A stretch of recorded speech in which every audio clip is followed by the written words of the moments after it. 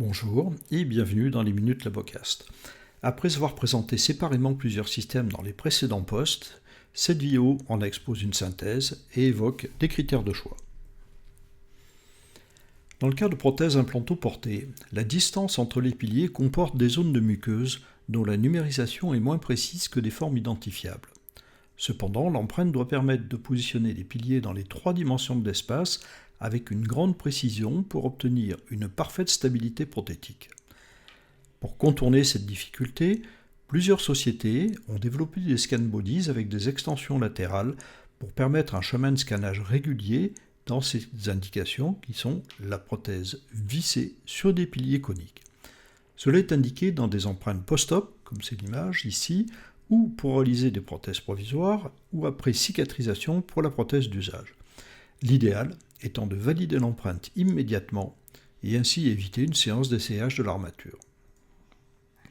Alors CAPS, ce système est extrêmement modulable à partir des composants qu'il faut assembler pour s'adapter au mieux aux conditions cliniques. Mais cette modularité a en contrepartie une étape de préparation nécessaire et une difficulté ensuite au reconditionnement et à l'hygiène des pièces comportant de multiples perforations. La mise en place est parfois difficile dans les secteurs distaux. Les extensions sont alignées dans l'axe de la crête, ce qui permet un bon scannage sans perte de corrélation. Et en l'absence de protocole spécifique, la corrélation s'effectue uniquement sur les parties cylindriques avec l'analogue numérique. Ce système peut être utilisé avec n'importe quel type de scanner, 3Shape, Medit ou Elektra, et être traité au laboratoire, comme tout travail implantaire classique. Il est le seul à proposer de réaliser l'enregistrement de l'occlusion dans la séance, mais c'est peu stable, peu pratique, et en général, dans ce genre de situation, il existe toujours une prothèse provisoire à partir de laquelle l'occlusion est enregistrée lors de l'empreinte de pré-préparation. Cette fonctionnalité n'est donc pas un critère de choix déterminant. ScanLadder. Les scan bodies existent en 3 dimensions. Toutes présentent sur leurs extensions une forme géométrique différente qui permet à la caméra de les individualiser. Ces extensions sont destinées à fiabiliser le chemin de scannage et permettre, avec l'utilisation du protocole SmartX, la corrélation automatique qui est obtenue directement dans le logiciel MeditScan. Alors, il est recommandé de placer les premiers scan body les plus longs en distal, puis vers l'avant les moyens et les courts, en respectant une convergence vers le centre qui sera la zone de départ de la numérisation. Hélas, les vis de fixation ne sont pas captives, ce qui rend la mise en place périlleuse avec le risque de perdre une vis dans la bouche. Il est fortement recommandé de disposer de vis de rechange au cas où le patient en aurait avalé une, ce qui n'est pas un grand risque bien sûr, mais qui peut interrompre la séance si on ne dispose plus de la vis. La compatibilité implantaire est étendue avec quand même plusieurs diamètres selon les modèles et marques et ne comprend pas GlobalD très répandu en France. Pour les SmartFlag Apollo, 2 types de scan body, avec simple ou double ailette. La vis est captive et une adaptation précise du SmartFlag sur le pilier, ce qui impose l'utilisation de kits dédiés mais provoque la meilleure stabilité de tous ces systèmes.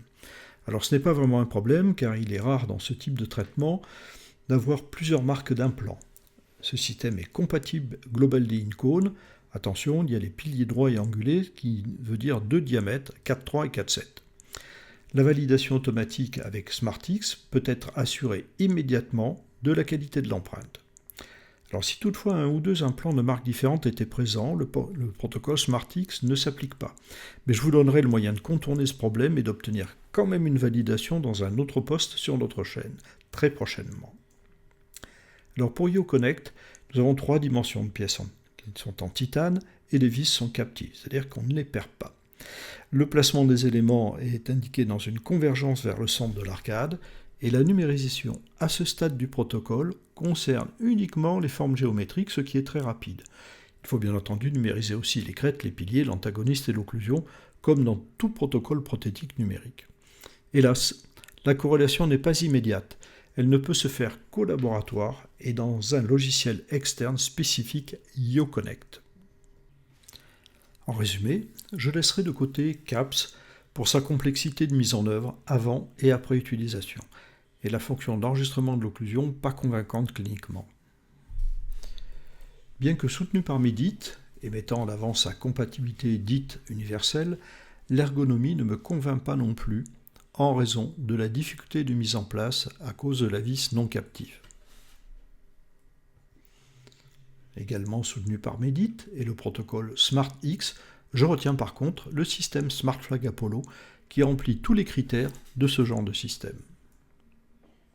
Enfin, pour les utilisateurs 3Shep, YoConnect présente des restrictions, la principale étant l'absence de validation immédiate au moment de l'empreinte. Il faut donc attendre le retour du laboratoire qui ne permet pas toujours de refaire aussitôt l'empreinte s'il en était besoin. La compatibilité implantaire plutôt réduite est un autre obstacle. Alors pour une description approfondie et détaillée, vous pouvez consulter les posts consacrés à chaque système. Si cette vidéo vous a plu, mettez-nous un pouce bleu, partagez-la, abonnez-vous à la chaîne et cliquez sur la cloche pour ne pas manquer nos prochaines parutions. Je vous remercie de votre attention.